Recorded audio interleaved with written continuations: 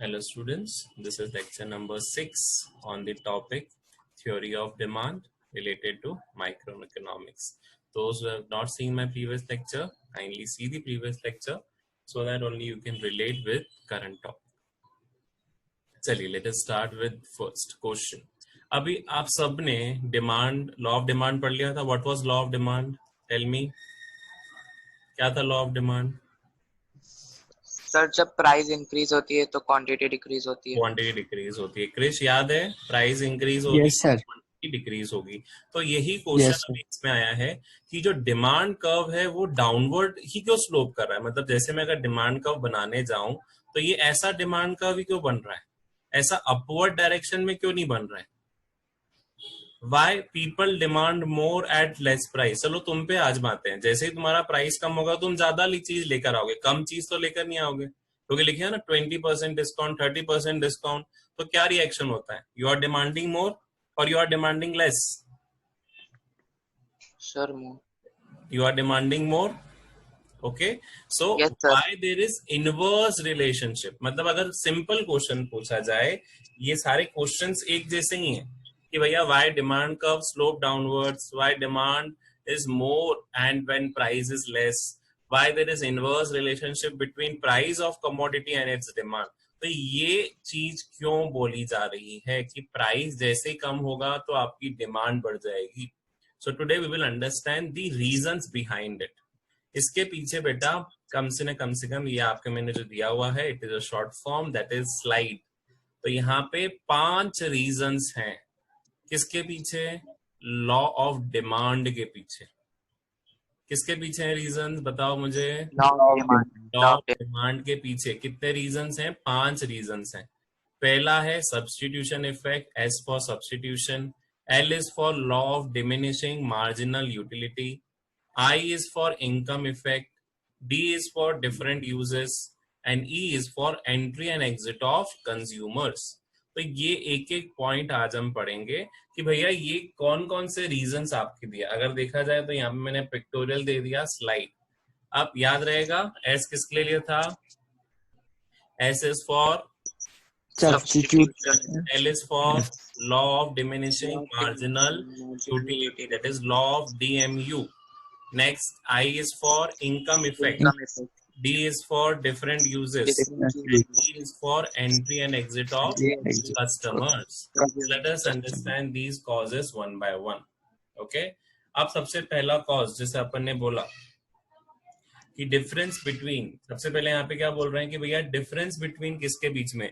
Substitution और income effect को पहले ले लेते हैं. ओके, अभी लॉ ऑफ डिमिनिशिंग को बाद में लेंगे. पहले अपन समझेंगे कि सब्स्टिट्यूशन और इनकम इफेक्ट में क्या डिफरेंस है. सबसे पहला सब्स्टिट्यूशन का मतलब क्या है और इनकम इफेक्ट का क्या इफेक्ट है. Late us understand this on this particular note. तो सबसे पहले समझो सब्स्टिट्यूशन. ठीक है, suppose you have how much 120 rupees as income to spend. कितने रुपए आपके पास? 120 रुपए. 120. Price of your favourite Coke is ₹12. Coke का प्राइस कितना चल रहा है भैया? 12. तो अपन कितनी क्वांटिटी कोक की ले सकते हैं? Tell me that. सर 10. 100. 120 अगर मेरी इनकम है और प्राइस 12 रुपए है तो सिंपली मैं क्या करूंगा? सिंपली डिवाइड करूंगा क्या? 120 divided by 12 and total number of quantity which is there which is 10. Is this clear? Yes sir. Okay, अब अपने पास अगर क्वांटिटी 10 आ गई, now let us see the next scenario. अब what will happen if the price of coke has fallen from ₹12 to 8? अभी आपकी income वही है, इनकम आपकी 120 रुपए की बेटा, पर जो प्राइस है ना वो 12 से 8 हो गया. तो you will be able to get more Cokes.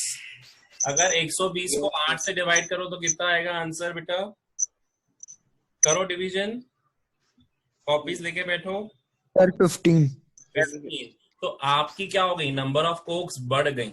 अब इसको मैं क्या बोलूंगा? इनकम इफेक्ट बोलूंगा कि सब्स्टिट्यूशन इफेक्ट बोलूंगा?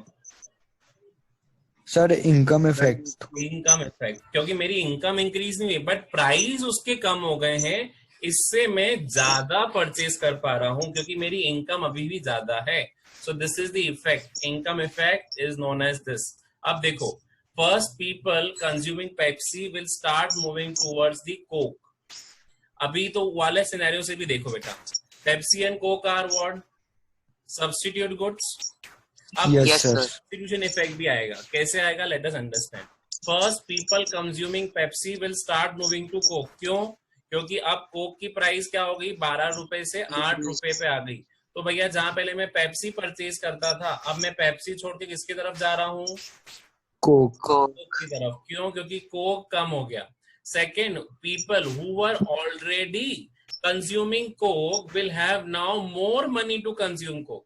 मतलब जो पहले से ही कोक परचेज करते थे, जो पेप्सी परचेज नहीं करते थे, तो जहां पहले मैंने बताया जैसे 10 कोक ले पा रहे हैं, तो अभी जैसे तुमने कैलकुलेट करा कि अब वो 15 कोक ले पाएंगे. This is income effect. And जो पेप्सी से कोक पे जाएगा उसको क्या बोलेंगे अपन? Substitution effect. आ रही बात समझ में? Yes Yes, sir. sir.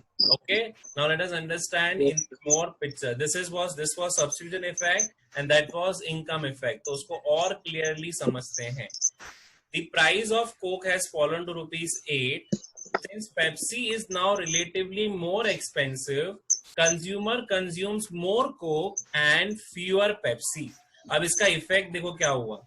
मान के चलो दोनों के प्राइस पहले 12 और 12 रुपए थे. कितने थे दोनों के प्राइस? पेप्सी का भी 12, 12। कोका का भी 12. लेकिन अब जो प्राइजेस हैं इसके तो 12 के 12 ही है, लेकिन कोक के प्राइजेस कितने हो गए? 8. तो देखो, price of Coke has fallen, ultimately demand of Coke has increase. तो ये कौन सा Yes, इफेक्ट हुआ? ये तो हुआ इनकम इफेक्ट. पर सब्स्टिट्यूशन इफेक्ट क्या हुआ? अगर याद करो तो मैंने सब्स्टिट्यूट गुड्स का बताया था कि decrease in price of one, जैसे decrease in price of Coke has decrease the demand of Pepsi. क्योंकि अब जो पर्सन पहले पेप्सी परचेज करता था, अब वो किसकी तरफ जाएगा? कोक की तरफ. So this was known as substitution effect. दूसरी चीज, रिलेटिवली आपकी जो इनकम है, अब आप उस इनकम से ज्यादा कोक परचेज कर पा रहे हो. जैसे यहाँ पे लिखा है, now if consumer wants to buy he will able to purchase 15 coke. जहां पहले वो सिर्फ 10 कोक ले पा रहा था, अब कितना ले पा रहा है? 15. 15। This is income effect. Getting? पर दोनों में बेटा अब ये लॉ को सपोर्ट कैसे कर रहे हैं? How substitution and income effect are supporting law. क्योंकि दोनों के कंक्लूजन में क्या देखा कि जैसे ही प्राइस फॉल हुआ है तो क्वांटिटी डिमांडेड क्या हो गई है? इंक्रीज. Increase. किसकी क्वांटिटी डिमांड इंक्रीज हुई है? कोक की. Coke. So यहाँ पे both the substitution effect also as well as the income effect are supporting law of demand. किसको सपोर्ट कर रहे हैं? They all are Law of supporting law of demand. Labansh, getting what has been asked? Labansh आया समझ में? Okay, so this is income effect as well as substitution effect बेटा. अब आगे बढ़ते हैं इनकम इफेक्ट और सब्स्टिट्यूशन के आगे. तो जो नेक्स्ट रीजन आपको बताया था ये रहा. अभी और सब्स्टिट्यूशन इफेक्ट को और क्लियरली समझते हैं. If the price of one good decreases compared to the other, the demand of the cheaper good increases and the demand of costlier good decreases. जैसा वही एग्जांपल है price of Pepsi and Coke, कि भैया एक के price increase हो रहे हैं तो अल्टीमेटली क्या होगा? जैसे पेप्सी के प्राइस इंक्रीज, लेकिन कोक के प्राइस यहाँ पे कम हुए तो कोक की डिमांड क्या हो गई? बढ़ गई. पर अगर कोक की डिमांड बढ़ गई तो ultimately Pepsi and Coke are substitute, तो यहाँ पे पेप्सी की डिमांड क्या हो गई है? कम हो गई है. तो because of price of Coke there is decrease in demand of Pepsi. This is known as substitution effect. आ गया क्लियर पिक्चर समझ में अब सब्स्टिट्यूशन का? जब आप किसी एक गुड्स को दूसरे गुड से सब्स्टिट्यूट कर रहे हो, why? Because that good has become cheaper. Is this clear? Yes sir. अब इनकम इफेक्ट पे देखते हैं. इनकम इफेक्ट क्या बोल रहा है? When the price of commodity falls real income of people increases. मेरी एक्चुअल इनकम 120 है, ऐसा नहीं कि मेरी एकदम से इनकम बढ़ गई, पर अगर कमोडिटी का प्राइस कम हो गया, जैसे कमोडिटी का पहले 12 था अब 8 रुपए हो गया, तो मेरी जो एक्चुअल इनकम है वो अब ज्यादा परचेज कर पा रही है. I am able to buy more goods and services now with the same amount of money. मतलब जहां पहले मैं 10 कोक ले पा रहा था अब मैं 15 कोक ले पा रहा हूं. Why? Because my real income has increase. तो ये क्या हो जाएगा? This is known as income effect. यहाँ पे कहीं भी पेप्सी की बात आई क्या? No sir. तो ये कौन सा इफेक्ट हो गया? This effect is income effect. Is this clear? Yes, sir. Yes. Substitution and income effect clear हो गया. चलिए, Yes, आफ्टर दैट अब आ जाते हैं नेक्स्ट रीजन पे, दैट इज डिफरेंट यूजेस. जो एक रीजन था, अब देखो एक ही गुड के अगर बहुत सारे यूजेस हैं, जैसे यहाँ पे एग्जांपल ले लेते हैं मिल्क. मिल्क ऐसी कमोडिटी है जिसके बहुत मल्टीपल यूजेस हैं. उससे हम क्रीम बना सकते हैं, उससे हम घी निकाल सकते हैं, उससे हम बटर बना सकते हैं, उससे हम पनीर बना सकते हैं. These are what these this same commodity is used for many different uses. अब अगर क्या बोल रहा है, अगर ऐसी चीज है जिसके बहुत सारे डिफरेंट यूजेस हैं, तो good which have different uses are more in demand when the price decreases. मतलब अगर स्लाइटेस्ट भी प्राइस में दे फॉल आ गया, जैसे जहां पहले 30 रुपीज या सपोज 40 रुपीज पर लीटर मिल रहा था, अगर ये 39 रुपीज का भी हो गया ना बेटा, तो 1 रुपए के कारण भी इसकी डिमांड क्या हो जाएगी? बढ़ जाएगी. क्यों? क्योंकि वो कमोडिटी जो है उसके मल्टीपल यूजेस हैं. This commodity has multiple uses. That's why slightest change in the price will happen what? Slightest change in the price will increase the demand of the product. आ गया? Yes, sir.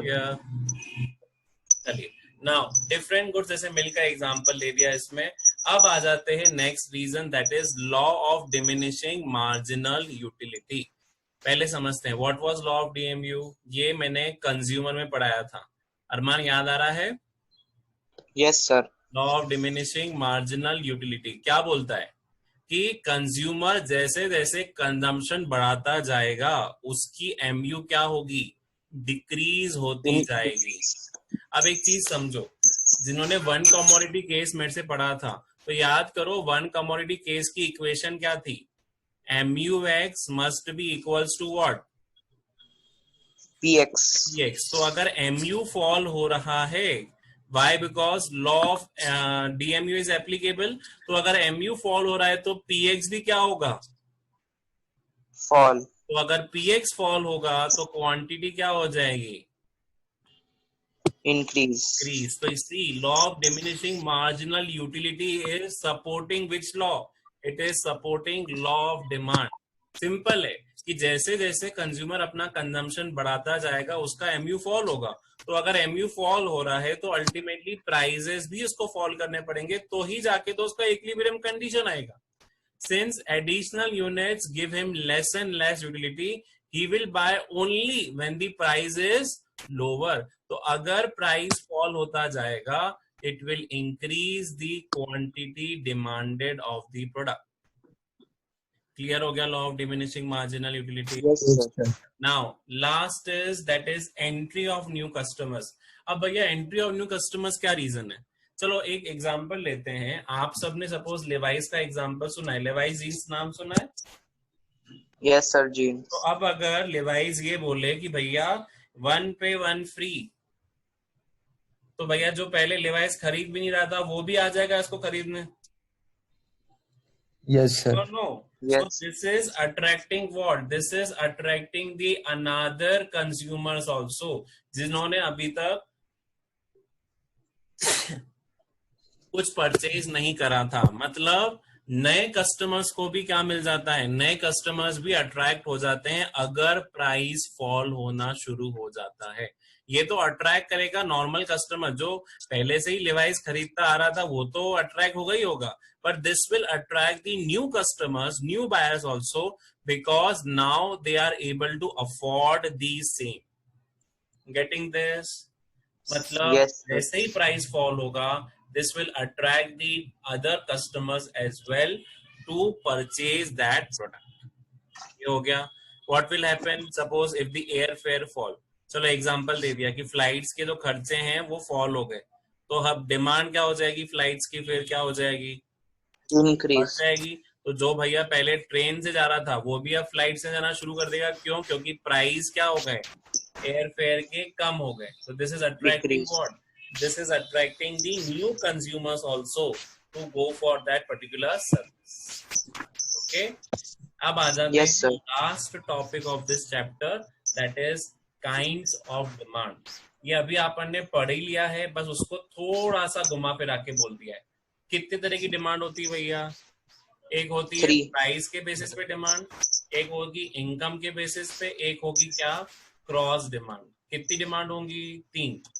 One is based on price, second is based on income, and third is based on cross demand. Cross demand.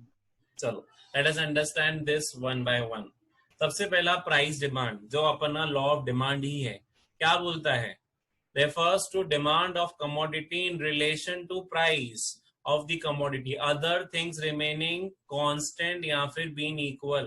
तो याद है law of demand कि जैसे price बढ़ेगा demand क्या हो जाएगी, कम, In और decrease in price will increase the demand. तो ये तो हो गया प्राइस डिमांड. इनकम डिमांड भी अपन ने पढ़ लिया था नॉर्मल और इंफीरियर गुड्स में अंदर. तो इनकम डिमांड क्या बोलता है? It refers to demand of commodity in relation with income of consumer. मतलब जितनी ज्यादा इनकम होगी तो डिमांड भी क्या होगी, उतनी इंक्रीज. बढ़ेगी. Next is cross demand. ये आया अभी पढ़ा था सब्स्टिट्यूट में. It refers to demand of commodity in relation with price of related goods. याद है मैंने बताया था cross price effect. Yes sir. Tea and coffee. के लिए मैंने बताया था कि एक के प्राइस दूसरे की डिमांड को अफेक्ट करते हैं, तो उसे हम क्रॉस डिमांड भी बोलते हैं या फिर क्रॉस प्राइस इफेक्ट बोलते हैं. Is this clear? 3 तरह की Yes. डिमांड आ गई. That is price demand based on the price. वो तो लॉ ऑफ डिमांड को पूरा सपोर्ट कर रहा है. ये दोनों लॉ ऑफ डिमांड को सपोर्ट नहीं करेंगे बिकॉज यहाँ पे प्राइस कांस्टेंट हो जाता है. हम क्या चेंज कर रहे हैं इस केस में? इनकम चेंज कर रहे हैं, और इस केस में प्राइस ऑफ सब्स्टिट्यूट, उस ओन कमोडिटी के प्राइस को हम चेंज नहीं कर रहे हैं. जैसे पेप्सी और कोक है, तो पेप्सी कोक आर सब्स्टिट्यूट. तो मैं यहाँ पे या तो प्राइस पेप्सी के चेंज कर रहा हूँ तो कोक की डिमांड पे अफेक्ट आ गया, और अगर कोक की डिमांड को कोक के प्राइस को चेंज कर रहा हूँ तो पेप्सी की डिमांड पे अफेक्ट आ गया. That is known as what? Cross price demand. So with this we are ending the theoretical portion of demand. Theoretical portion आपका खत्म होता है बेटो. यहाँ पे आपका theory portion of your demand it's and means theory of demand has come to an end. From next lecture I will start with practical portion of demand, that is related with elasticity of demand. चलिए, thank you listeners for listening this video. Thank you listeners for listening to today's lecture.